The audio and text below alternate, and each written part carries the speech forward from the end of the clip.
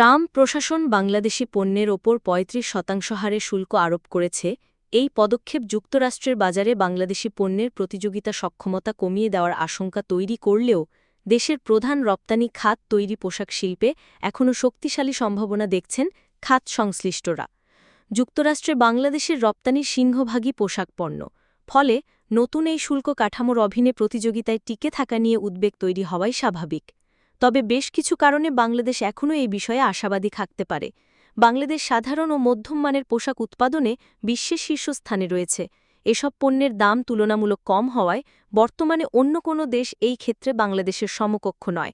American খুচরা বিক্রেতা ও ব্র্যান্ডগুলো এত কম দামে এসব পণ্য কেনে যে তারা ৩৫% শুল্কের বোঝা বহন করেও মুনাফা করতে পারবে। উদাহরণস্বরূপ বাংলাদেশ থেকে $5 কেনা একটি টি-শার্ট মার্কিন খুচরা বাজারে সাধারণত $30 থেকে $35 বিক্রি হয়।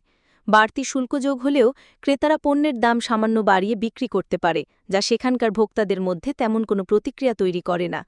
কারণ শুল্কের বোঝা মূলত আমদানিকারকের উপর পড়ে, বাংলাদেশি সরবরাহকারীর উপর নয়। ক্রয়মূল্য ও বিক্রয়মূল্যের মধ্যে বিশাল ফারাক থাকায় মার্কিন ব্যবসায়ীরা শুল্ক পরিশোধের পরও মুনাফায় থাকবেন। ফলে তারা বাংলাদেশ থেকে পোশাক কেনাও অব্যাহত রাখবেন। গত ২ এপ্রিল শুল্ক আরোপের ঘোষণার পর থেকে সরবরাহকারী, কাপড় প্রস্তুতকারক এবং খুচরা বিক্রেতাদের মধ্যে শুল্কের খরচ ভাগাভাগির একটি নতুন মডেল তৈরি হয়েছে।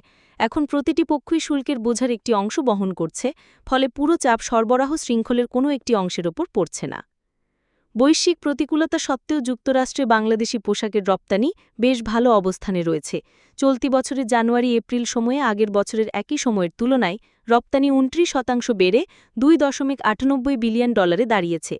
গত ৫ বছরে ২০২০ থেকে ২০২৪ যুক্তরাষ্ট্রে বাংলাদেশের পোশাক রপ্তানি ৪০.৪৫% বৃদ্ধি পেয়েছে।